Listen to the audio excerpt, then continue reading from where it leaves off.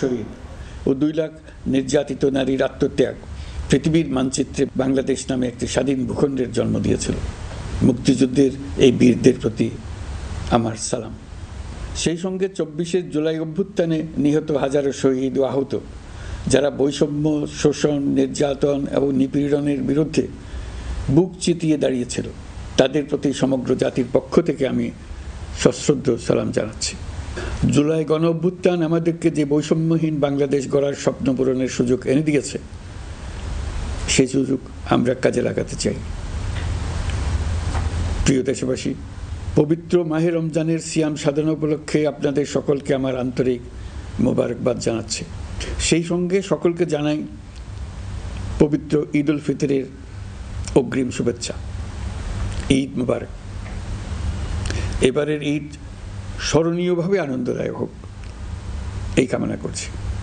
বর্তমান সরকার দায়িত্ব গ্রহণের পর থেকেই দ্রব্যমূল্য নিয়ন্ত্রণে জোর ব্যবস্থা নিয়েছে। রমজান ও ঈদে বড় চ্যালেঞ্জ ছিল জিনিসপত্রের দামের লাগাম টেনে ধরা, বিদ্যুৎ সরবরাহ নিশ্চিত করা। এই রমজানে যাতে কোনো পণ্যের দাম বেড়ে না যায় এবং বিদ্যুৎ সরবরাহ যেন বিঘ্নিত না হয়, সেই জন্য আমরা সর্বোচ্চ চেষ্টা করেছি। রমজান মাস জুড়ে সরবরাহ চেনের প্রতিবন্ধকতা কঠোরভাবে প্রতিহত করতে সব ধরনের ব্যবস্থা আমরা নিয়েছি। দেশের সকল জায়গা থেকে খবর এসছে যে এই রমজানের দ্রব্যমূল্য আগের তুলনায় কমেছে, জনগণ স্বস্তি পেয়েছে। দাম নিয়ন্ত্রণে এই প্রচেষ্টা চলমান থাকবে। প্রিয় দেশবাসী, গত 16 বছরে শেখ হাসিনা যে ভয়াবহ লুটপাট কায়েম করেছিল, আপনারা সেটার ভুক্তভোগী ছিলেন। ছাত্র জনতার অভ্যুত্থানের মুখে তারা পালিয়ে যাবার সময় এক লণ্ডভণ্ড অর্থনীতি ঢেকে গেছে। এই পরিস্থিতিতে দায়িত্ব নেবার পর অর্থনীতি পুনরুদ্ধারের জন্য অন্তর্বর্তী সরকার নানা উদ্যোগ নিয়েছে। ব্যাংকিং খাতে শৃঙ্খলা ফিরেছে। ক্রমান্বয়ে অর্থনীতির অপরাপর সুযোগগুলো ইতিবাচক ধারায় ফিরতে শুরু করেছে। এই সরকারের সবচেয়ে বড় চ্যালেঞ্জ মূল্যস্ফীতি। ফেব্রুয়ারিতে মূল্যস্ফীতি 9.32% নেমে এসছে, যা 22 মাসের মধ্যে সর্বনিম্ন। আগামী জুন মাসের মধ্যে এটি 8%-এর নিচে নেমে আসবে বলে আশা করছি। দেশের ধ্বংসপ্রাপ্ত অর্থনীতিতে স্বস্তি এনে দিয়েছে আমাদের প্রবাসী ভাই বোনেরা। অন্তর্বর্তী সরকার দায়িত্ব নেবার পর থেকে রেমিটেন্স ধারাবাহিকভাবে বেড়েছে। ফেব্রুয়ারি মাসে রেমিটেন্স প্রবাহ রেকর্ড গড়েছে, প্রায় 25% বৃদ্ধি পেয়ে $2.5 বিলিয়ন পৌঁছেছে। রেমিটেন্স যোদ্ধারা আমাদের দেশের অর্থনীতি গড়ার বীর সৈনিক। তাদের জন্য প্রক্রিয়াগত যেসব বিষয় রয়েছে, সেগুলো সহজ করে দেওয়া আমাদের দায়িত্ব। তারা যেন ভোগান্তির শিকার না হন, দূতাবাস যেন ঠিকমতো কাজ করে, এটি নিশ্চিত করার জন্য আমরা ব্যবস্থা নিয়েছি। আগামী নির্বাচনে যেন তাদের ভোটাধিকার দিতে পারি, সেজন্য কাজ করছি। পলাতক সরকারের আমলে চট দখলের মতো দেশের ব্যাংকগুলো দখল করে নেওয়া হয়েছিল। আমানতকারীর টাকাকে তারা নিজেদের ব্যক্তিগত টাকায় রূপান্তরিত করে ফেলেছিল।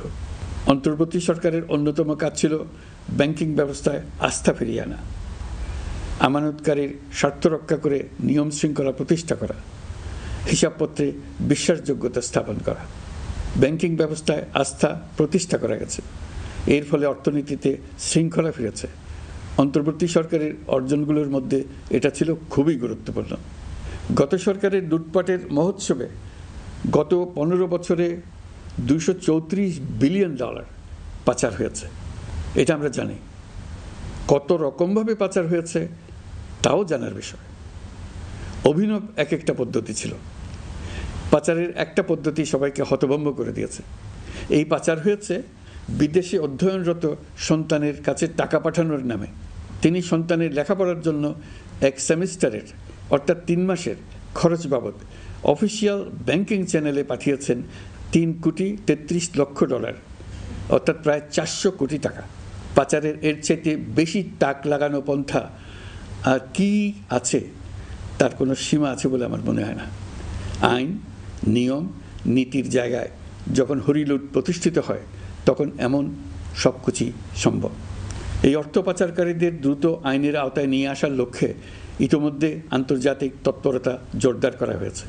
প্রিয় দেশবাসী, অন্তর্বর্তী সরকার পৃথিবীর বিভিন্ন দেশের শীর্ষস্থানীয় বিনিয়োগকারীদের সঙ্গে নিয়মিত বৈঠক করে যাচ্ছে।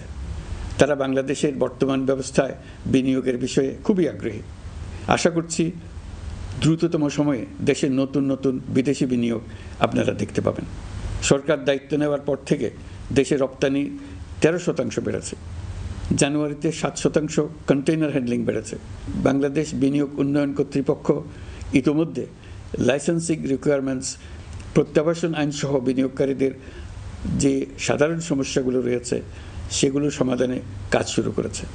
বাংলাদেশ বিনিয়োগ উন্নয়ন কর্তৃপক্ষ আগামী মাসে ঢাকায় 4 দিনব্যাপী আন্তর্জাতিক বিনিয়োগ সম্মেলন করছে।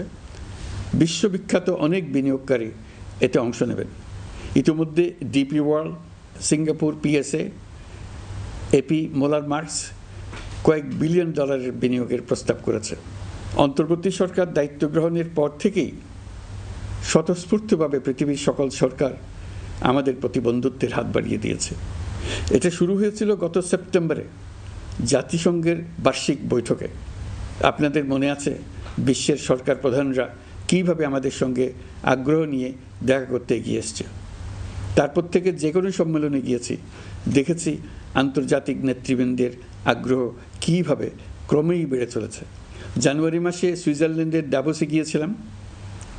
এই সম্মেলনে 47টি পৃথক ইভেন্টে আমার অংশগ্রহণ করতে হয়েছে। বিভিন্ন দেশের সরকার প্রধান, মন্ত্রী, বিশ্ব বাণিজ্যের নায়করা, জাতিসংঘের মহাসচিব, জাতিসংঘের বিভিন্ন সংস্থার প্রধানদের সঙ্গে বৈঠক করেছে। তারা আমাদের পাশে থাকার জন্য আন্তরিক আগ্রহ প্রকাশ করেছেন। সম্প্রতি আমি সংযুক্ত আরব আমিরাতে গিয়েছিলাম। তারা বিগত সরকারের সময় আমাদের ভিসা বন্ধ করে দিয়েছিল। আমরা সেই দেশের ভিসার দরজা খোলার চেষ্টা চালিয়ে যাচ্ছি। তারা আশ্বাস দিয়েছেন তাদের দিক থেকে সকল আনুষ্ঠানিকতা সম্পন্ন করে ভিসার দরজা উন্মুক্ত করবেন। আমি আশা করছি সেটা দ্রুতই উন্মুক্ত হবে। আমি সংযুক্ত আরব আমিরাতকে আমাদের দেশে শিল্প কারখানা গড়ে তোলার জন্য একটি শিল্পাঞ্চল করার প্রস্তাব দিয়েছি। তারা এই বিষয়ে আগ্রহ জানিয়েছে।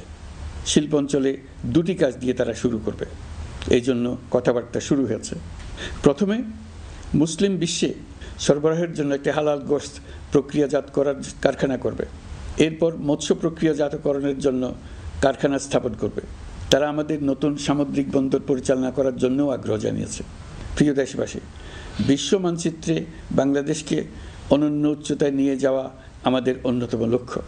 এই লক্ষ্যে আমরা আসিয়ানের সদস্য হিসেবে যোগদান করার বিষয়ে আগ্রহের কথা জানিয়েছি। এই বছরের শুরু থেকেই মালয়েশিয়া আসিয়ানের চেয়ারম্যানের দায়িত্ব গ্রহণ করেছে। মালয়েশিয়ার মাননীয় প্রধানমন্ত্রী আনোয়ার ইব্রাহিমের সঙ্গে এই বিষয়ে কথা হয়েছে। তিনি আমাদের আবেদনের প্রতি সমর্থন জানিয়েছেন, আমাকে মালয়েশিয়া সফরের আমন্ত্রণ জানিয়েছেন। আমি এই আমন্ত্রণ গ্রহণ করেছি। মালয়েশিয়া রোহিঙ্গা সমস্যা সমাধানের জন্য জাতিসংঘের সম্মেলন আয়োজনের দায়িত্ব নিয়েছে। আমাদের দেশ থেকে শ্রমিক নিয়ে যাবার ব্যাপারে যে সমস্ত সমস্যার সৃষ্টি হয়েছিল সবগুলো সমাধানের জন্য আন্তরিকভাবে তারা কাজ করছে। আগামীকাল 4 দিনের সফরে আমি চীন যাচ্ছি। প্রেসিডেন্ট শি জিনপিংয়ের সঙ্গে আমার বৈঠক হবে।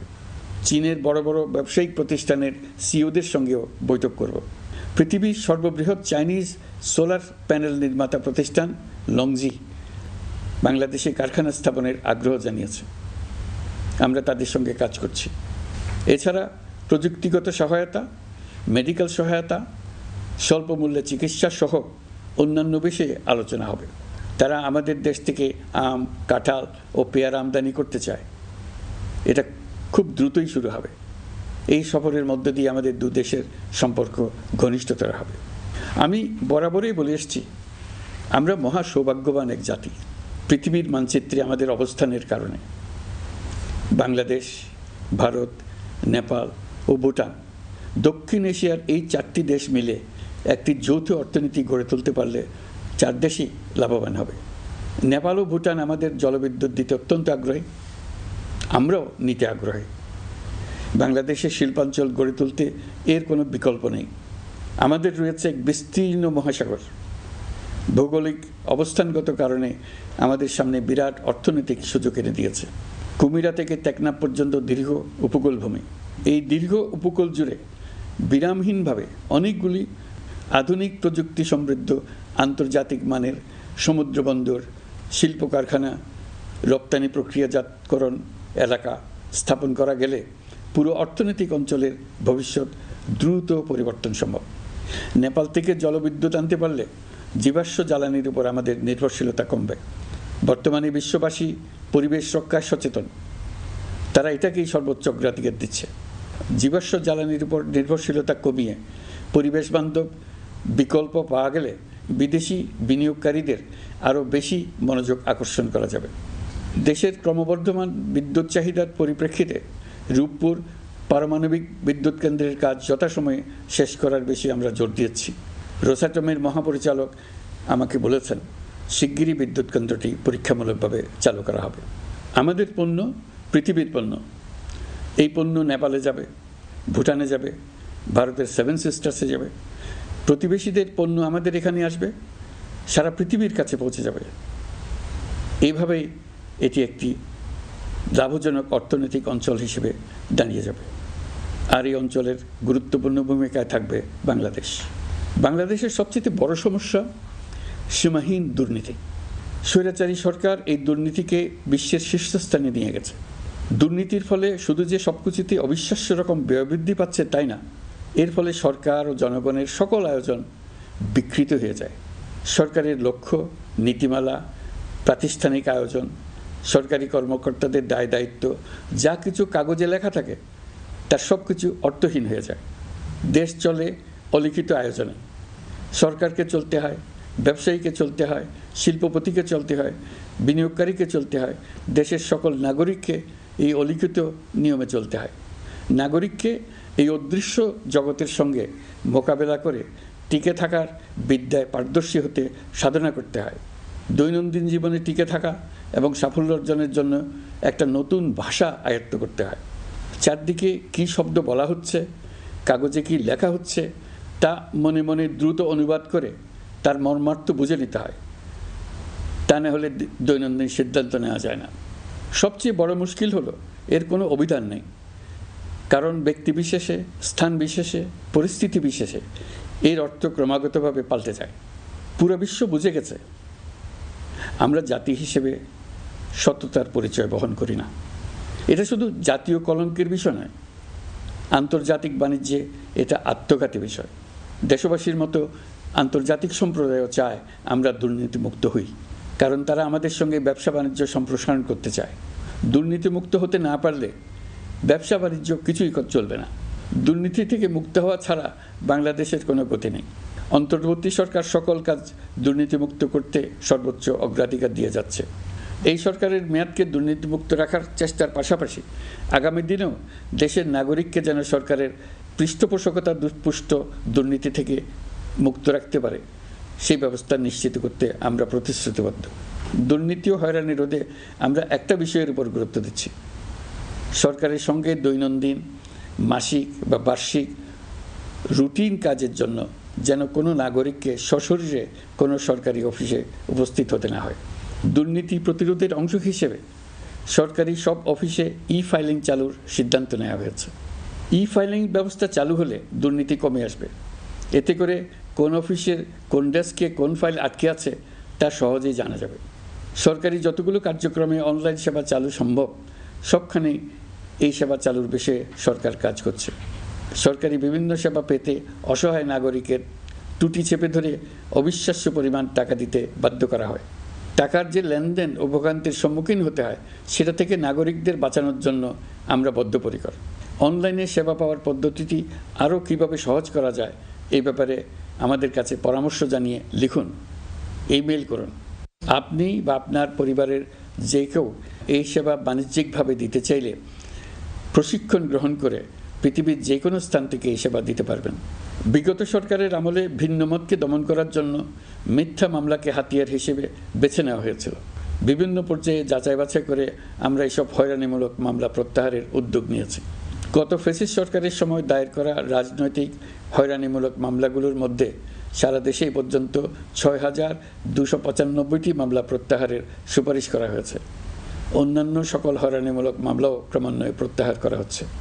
এছাড়া এই পর্যন্ত সাইবার সিকিউরিটি আইনের অধীনে বিচারাধীন স্পিচ অফেন্স সংক্রান্ত ৪১৩টি মামলা প্রত্যাহার করা হয়েছে।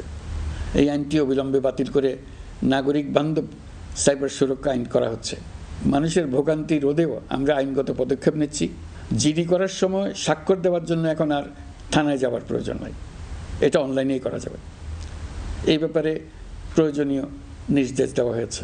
পাওয়ার অফ অ্যাটর্নি বিধিমালা সংশোধনীর মাধ্যমে প্রবাসী বাংলাদেশিদের হয়রানি লাঘব করা হয়েছে। সংশোধিত বিধিমালার আলোকে বাংলাদেশি পাসপোর্ট না থাকলেও বাংলাদেশি বংশোদ্ভূত ব্যক্তির পাসপোর্টে নো ভিসা রিকোয়ার্ড স্টিকার থাকলে কিংবা জন্মসনদ বা জাতীয় পরিচয়পত্র থাকলেই তিনি বিদেশ থেকে পাওয়ার অফ অ্যাটর্নি সম্পাদন করতে পারবেন। সরকারি সিদ্ধান্ত ও প্রয়োজনীয় ব্যবস্থা নেওয়ার পর বিমানের টিকিট কেনার পুরো প্রক্রিয়াটি অনলাইনে নিয়ে যাওয়ার ফলে বিমানের টিকিটের দাম শতকরা 50 থেকে 75% কমে গেছে। বিশেষ করে মধ্যপ্রাচ্যের প্রবাসী ভাই বোনেরা এতে করে স্বস্তি পাচ্ছে। অন্যান্য এয়ারলাইনের টিকিটের দামও কমে গেছে। নাগরিকদের হয়রানিমুক্ত ও দুর্নীতিমুক্ত সেবা প্রদানের জন্য সরকার ভূমি সেবা ডিজিটালাইজ করার উদ্যোগ নিয়েছে। এর অংশ হিসেবে ভূমি মন্ত্রণালয় অনলাইনে ঘরে বসেই জমির খাজনা প্রদান, নামজারি, জমা খারিজ, খতিয়ান বা পর্চা সার্টিফাইড কপি, মৌজা ম্যাপ বা নকশা প্রদানের কার্যক্রম শুরু করেছে। এই পদ্ধতিতে ভোগান্তি, অস্বচ্ছতা ও দুর্নীতির অবসান হবে। বর্তমানে সারা দেশে পরীক্ষামূলকভাবে এই কার্যক্রম চালু হয়েছে। এগুলোকে ক্রমান্বয়ে আরও জনবান্ধব করে স্থায়ী রূপ দেওয়া হবে। এর লক্ষ্য হবে ক্রমাগতভাবে এই সকল দায়িত্ব সরকারের হাত থেকে নিয়ে সেবাদানকারী ব্যক্তি বা প্রতিষ্ঠানের কাছে ছেড়ে দেওয়া। গ্রামের স্কুল কলেজ পাশ করা ছেলেমেয়েরা, গৃহিণীরা ঘরে বসে সারা দেশে এই সেবা দান করবে এবং অনেকে তাদের কৃতিত্বের জন্য প্রসিদ্ধ হয়ে পড়বে। তারা সারা দেশের গ্রাহকদের সেবা নিজের গ্রাম থেকেই প্রদান করবে। রাজস্ব সংস্কার কমিশনের সুপারিশ অনুসারে জাতীয় রাজস্ব বোর্ড বিলুপ্ত করার সিদ্ধান্ত নেওয়া হয়েছে। এর জায়গায় দুটি পৃথক বিভাগ করা হচ্ছে। একটি হলো নীতি প্রণয়ন বিভাগ বা জাতীয় রাজস্ব নীতি বোর্ড, অন্যটি বাস্তবায়ন বিভাগ বা জাতীয় রাজস্ব সংগ্রহ বিভাগ। এর ফলে সরকারের পছন্দের ব্যক্তিরা হাজার হাজার কোটি টাকার রাজস্ব ফাঁকি দেওয়ার আর সুযোগ পাবে না।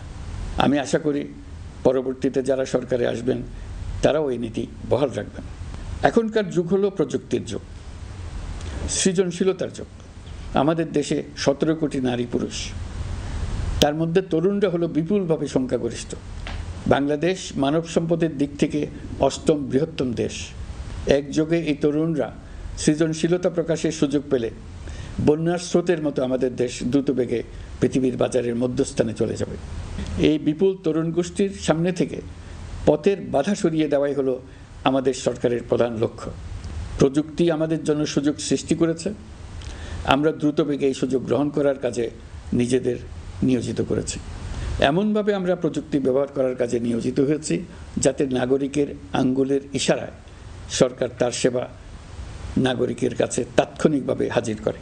তা নিশ্চিত করার জন্য আমরা সেই সেবা দিতে চাই প্রযুক্তির মাধ্যমে, সরকারি অফিসের মাধ্যমে নয়। ইতিমধ্যে পাসপোর্ট পেতে পুলিশ ভেরিফিকেশনের নিয়ম আমরা বাতিল করে দিয়েছি। এর ফলে বর্তমানে নাগরিকরা আগের চাইতে সহজভাবে পাসপোর্ট সেবা পাচ্ছেন।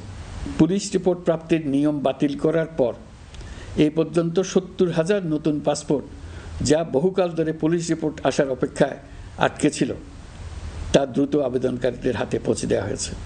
পাসপোর্ট প্রাপ্তি সহজ করার জন্য আমরা পুরনো পদ্ধতি বাতিল করে ইলেকট্রনিক পাসপোর্ট প্রচলন শুরু করেছি। এর ফলে দ্রুত পাসপোর্ট দেওয়া সম্ভব হচ্ছে। দেশের অভ্যন্তরে ই পাসপোর্ট হোম ডেলিভারি দেওয়া সম্ভব হচ্ছে।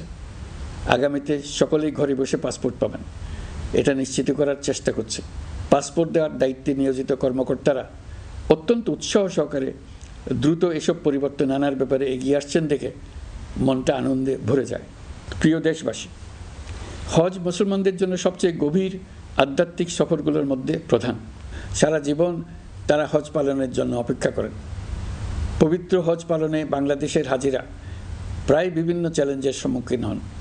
ভাষাগত বাধা, স্বাস্থ্য ঝুঁকি, অতিরিক্ত ভিড়, প্রশাসনিক জটিলতা এবং লজিস্টিক সমস্যা সহ নানা অসুবিধা।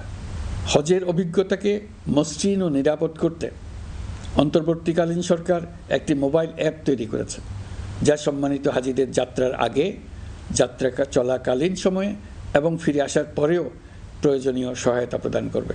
এই অ্যাপটি বাংলা ভাষায় রিয়েল টাইম নির্দেশনা ও সহায়তা প্রদান করবে। সরকার সমর্থিত বিশেষ ডেবিট কার্ডের মাধ্যমে বিদেশের স্থানীয় মুদ্রায় আর্থিক লেনদেন নিশ্চিত করবে। লাগেজ যাতে হারিয়ে না যায় তার জন্য লাগেজ ট্র্যাকিংয়ের ব্যবস্থা থাকবে। মোবাইল ফোনের মাধ্যমে হজযাত্রীরা প্রত্যেক দিন ওই দিনের করণীয় ও যাতায়াতের বিস্তারিত বিবরণ জানতে পারবেন। যেদিন যে দোয়া পড়তে হবে সেটা স্মরণ করিয়ে দেবে। যেসব পবিত্র স্থানে যাবেন সেসবের ছবি সহ ইতিহাস বর্ণনা করবে। হাজিদের মনে কোনো প্রশ্ন জাগলে কল সেন্টারে ফোন করে সেই প্রশ্নের উত্তর পাবেন। শরীর খারাপ লাগলে ডাক্তারের সঙ্গে যোগাযোগ করিয়ে দেবে। সম্মানিত হাজিদের কোনো পরামর্শ থাকলে সেটা পরামর্শ পৃষ্ঠায় লিখে দিতে পারবেন।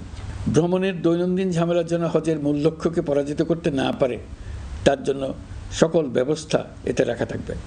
প্রিয় দেশবাসী, আপনারা শুনেছেন আমি স্টারলিংকের প্রতিষ্ঠাতা এবং বিশ্বের শীর্ষ ধনকুবের স্পেস এক্স ও টেসলারের মালিক এলন মাস্কের সঙ্গে ফোনে আলাপ করে বাংলাদেশে স্টারলিংকের কার্যক্রম শুরু করার আহ্বান জানিয়েছি।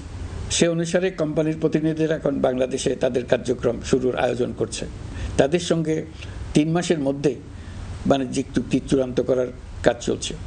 স্টারলিংকের মাধ্যমে স্বল্প মূল্যে উচ্চগতির ইন্টারনেট বাংলাদেশের ডিজিটাল জগতে একটা বিপ্লব আনবে।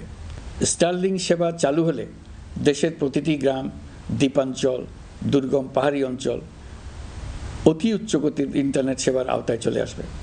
স্টারলিংক চালু হলে ভবিষ্যতে কোনো সরকার ইন্টারনেট সেবা বন্ধ করে মানুষকে আর তথ্যবন্দী করার কোনো সুযোগ পাবে না। বাংলাদেশের প্রতিটি অঞ্চলে বিশ্বমানের শিক্ষা, স্বাস্থ্যসেবা, অর্থনৈতিক ক্ষেত্রে সকল নাগরিকের অংশগ্রহণ নিশ্চিত করা যাবে।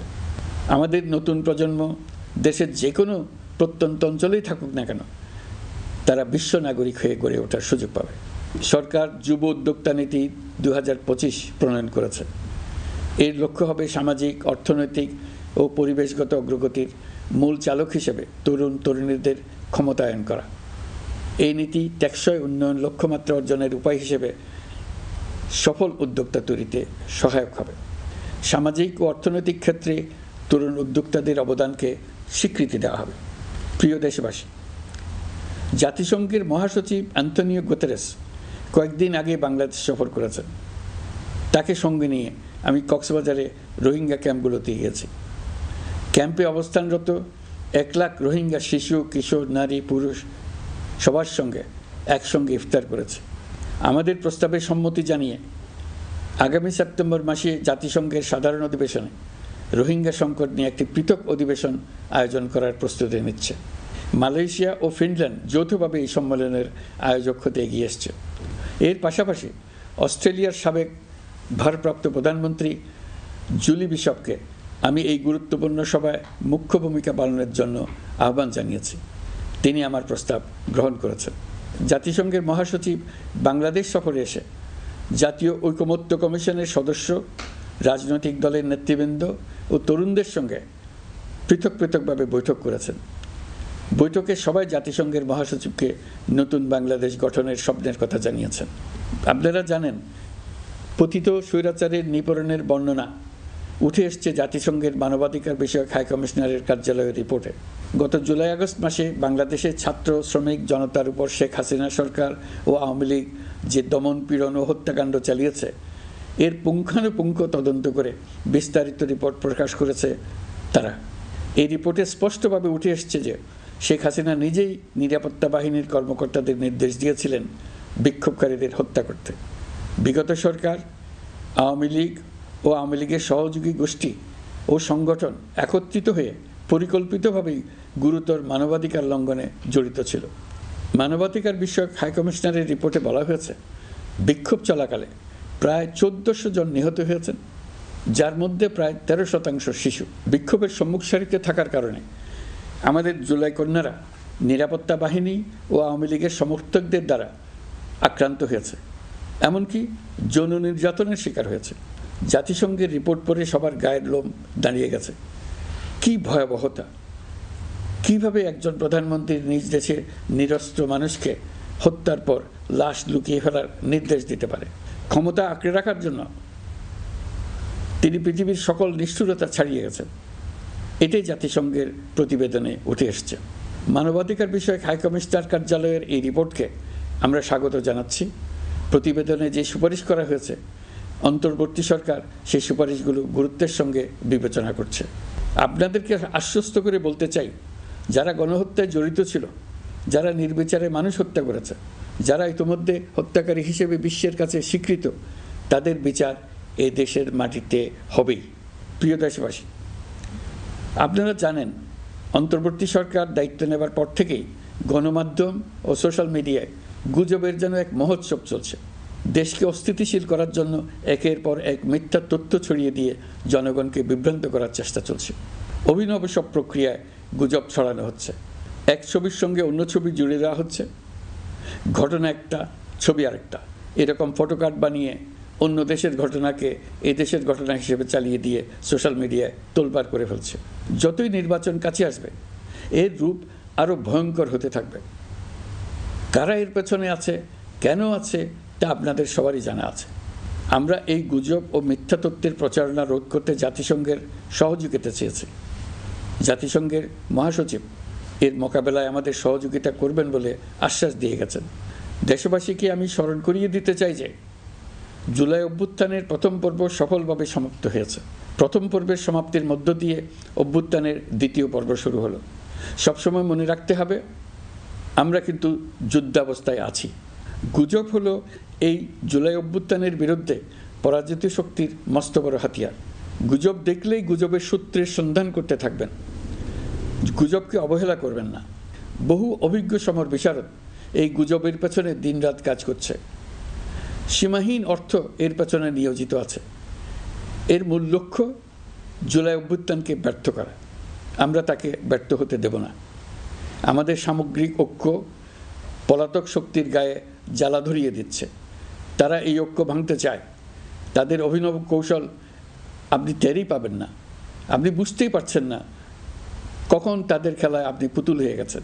আমাদের সচেতনতা এবং সামগ্রিক ঐক্য দিয়েই এই গুজবকে রুখতে হবে, পলাতক অপশক্তির ষড়যন্ত্রকে ব্যর্থ করে দিতে হবে। প্রিয় দেশবাসী, আপনারা জানেন ইতিমধ্যে জাতীয় ঐকমত্য কমিশন তাদের কাজ শুরু করেছে। 6টি সংস্কার কমিশনের 166টি সুপারিশ ও পূর্ণাঙ্গ প্রতিবেদন সহ 38টি রাজনৈতিক দলের কাছে চিঠি দেওয়া হয়েছে। ইতিমধ্যে রাজনৈতিক দলগুলোর সঙ্গে বৈঠক শুরু হয়েছে।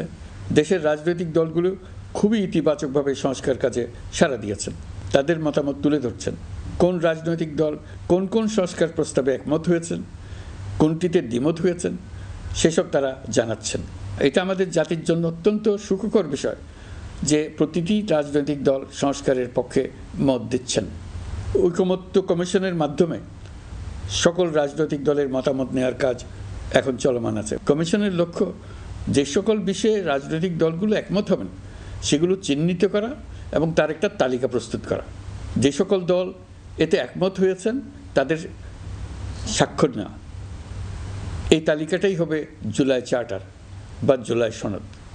আমাদের দায়িত্ব জাতির সামনে পুরো প্রক্রিয়াটা স্বচ্ছভাবে তুলে ধরা এবং প্রক্রিয়া শেষে নির্বাচনের আয়োজন করা। নির্বাচনের ব্যাপারে আমি আগেও বলেছি, আবারও বলছি, এবছর ডিসেম্বর থেকে আগামী বছরের জুনের মধ্যে নির্বাচন হবে।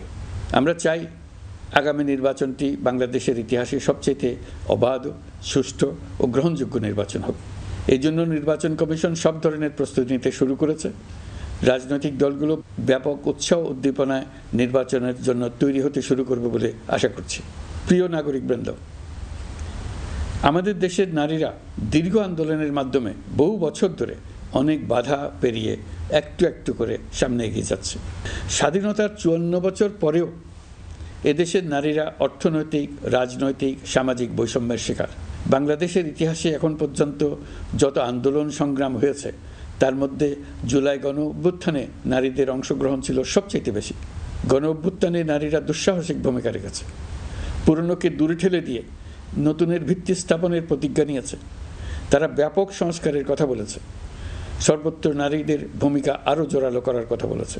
আমি মনে করি জুলাই গণ অভ্যুত্থান বাংলাদেশের প্রেক্ষিত বদলে দিয়েছে। জুলাইয়ের পর নারীদের অবস্থান ইতিবাচকভাবে পরিবর্তন হবে, সেটাই আমরা চাই। আমরা বাংলাদেশ নিয়ে নতুন করে ভাবতে চাই, আর এই নতুন ভাবনায় নারীদের অবস্থান উচ্চতম পর্যায়ে অগ্রাধিকার পাক, সেটাই আমরা চাই। পরিবারের সকল সদস্য পাড়া প্রতিবেশী, ধর্মীয় প্রতিষ্ঠান, স্কুল, আপনারা আপনাদের নিজ নিজ অবস্থান থেকে ছেলে শিশু ও মেয়ে শিশুর মধ্যে যেন কোনো বৈষম্য সৃষ্টি না হয় তা নিশ্চিত করুন। আসুন নতুন বাংলাদেশে সবাই মিলে শিশুদের জন্য সুস্থ পরিবেশ নিশ্চিত করি। জুলাই গণ অভ্যুত্থানে অংশ নেওয়া নারীরা তাদের অধিকার প্রতিষ্ঠার ব্যাপারে দৃঢ় প্রতিজ্ঞ। দেশে বিরাজমান বৈষম্যগুলো চিহ্নিত করে নারীর প্রতি সহিংসতা প্রতিরোধ ও বৈষম্য নিরসনে আমাদের প্রত্যেককে একসঙ্গে কাজ করতে হবে। নারীর প্রতি বিদ্বেষমূলক কথাবার্তা, নারীকে খাটো করে রাখার প্রবৃত্তি যারা ধারণ করে তাদের বিরুদ্ধে সামাজিক আন্দোলন গড়ে তোলা প্রয়োজন। আধুনিক প্রযুক্তি সকল প্রকার বাধা ভেঙে দেওয়ার মহাশক্তি আমাদেরকে দিয়েছে। সেই বাধা যত শক্তই হোক, যত উঁচুই হোক, সকল দূরত্ব গোছানোর জন্য প্রযুক্তিকে অবশ্যই যেন আমরা ব্যবহার করতে আরম্ভ করি। নারীদের সুরক্ষায় পুলিশ হটলাইন নম্বর চালু করেছে, সরকারের পক্ষ থেকে শর্ট কোড চালু করা হচ্ছে, কল টেকার হিসেবে শতভাগ নারী কর্মীদের নিয়োগ দেওয়া হচ্ছে যেন নির্দ্বিধায় কথা বলা যায়। নারী ও শিশু নির্যাতন দমন আইন সংশোধন হয়েছে, এইসব মামলার তদন্ত ও বিচারের সময় কমিয়ে আনা হয়েছে, বিচার বিলম্বে বাধা দূর করা হচ্ছে। ঢাকার পাশাপাশি চট্টগ্রাম ও রাজশাহীতে ডিএনএ ল্যাব স্থাপনের কাজ চলছে। খুব দ্রুতই বিশেষ জুডিশিয়াল সার্ভিস কমিশনের মাধ্যমে নতুন অনেক বিচারক নিয়োগ দেওয়া হচ্ছে। ভিকটিম শিশুরা যাতে দ্রুত বিচার পায় সেজন্য আলাদাভাবে বিশেষ ট্রাইব্যুনাল স্থাপনের বিধান রাখা হয়েছে। দেশের সবার মতো আমি অত্যন্ত আনন্দিত যে এবার নারী ফুটবল টিম দক্ষিণ এশিয়ায় চ্যাম্পিয়ন হয়েছে। দেশ জুড়ে আয়োজিত তারুণ্যের উৎসব 2025-এ বিভিন্ন অঞ্চল থেকে 27,40,000 মেয়েরা প্রায় 3,000 খেলা ও সাংস্কৃতিক কর্মকাণ্ডে অংশগ্রহণ করেছে। উৎসবে দেশের সুবিধাবঞ্চিত ও সুবিধাপ্রাপ্ত অঞ্চল, প্রান্তিক জনগোষ্ঠী এবং 21টি নৃগোষ্ঠীর তরুণ তরুণী সহ সকলের সার্বজনীন অংশগ্রহণ ছিল।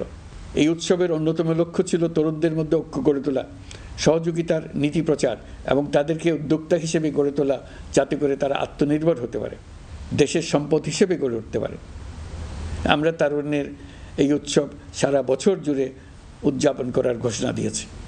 এই উৎসবে আমরা গ্রাম, উপজেলা, শহর, বন্দর সকল এলাকার আবাল বৃদ্ধ বনিতাকে এবং স্কুল, কলেজ, মাদ্রাসার সরকারি বেসরকারি সকল প্রতিষ্ঠানের সবাইকে নানা প্রকারের সৃজনশীল কর্মসূচি নিয়ে এগিয়ে আসার জন্য আমি অনুরোধ জানাচ্ছি। প্রতিটি এলাকায় এই উৎসবে যোগদান করতে মেয়েদের যেন বিশেষভাবে উৎসাহিত করা যায় সেজন্য সকলকে আহ্বান জানাচ্ছি। কোথায় এটা কিভাবে উদযাপিত হচ্ছে সেই ব্যাপারে জানার জন্য আমি আগ্রহ নিয়ে অপেক্ষা করলাম। বিভিন্ন পর্যায়ে দেশের সেরা গ্রাম, সেরা উপজেলা, সেরা শহর, সেরা প্রতিষ্ঠান, সেরা ব্যক্তিকে পুরস্কার দেওয়ার জন্য আমরা প্রস্তুত থাকব। নারী অধিকারের পাশাপাশি একই রকম গুরুত্বের সঙ্গে মনে রাখতে হবে সংখ্যালঘুদের নাগরিক অধিকার, সমতল ও পাহাড়ের জাতিগোষ্ঠীর নাগরিক অধিকার। কারো কোনো নাগরিক অধিকারকে অবহেলা করলেই এই জাতির জন্য মহা সংকট সৃষ্টি হবে। নাগরিক হিসেবে আমরা কেউ যেন অন্য নাগরিকের অধিকার হরণের দায়ে অভিযুক্ত হতে না পারি সেই ব্যাপারে আমাদের নিশ্চিত থাকতে হবে। তাহলেই সত্যিকার নতুন বাংলাদেশ জন্ম লাভ করবে। সবাইকে আবারও আমার সালাম জানিয়ে আমার বক্তব্য শেষ করছি। আসসালামু আলাইকুম।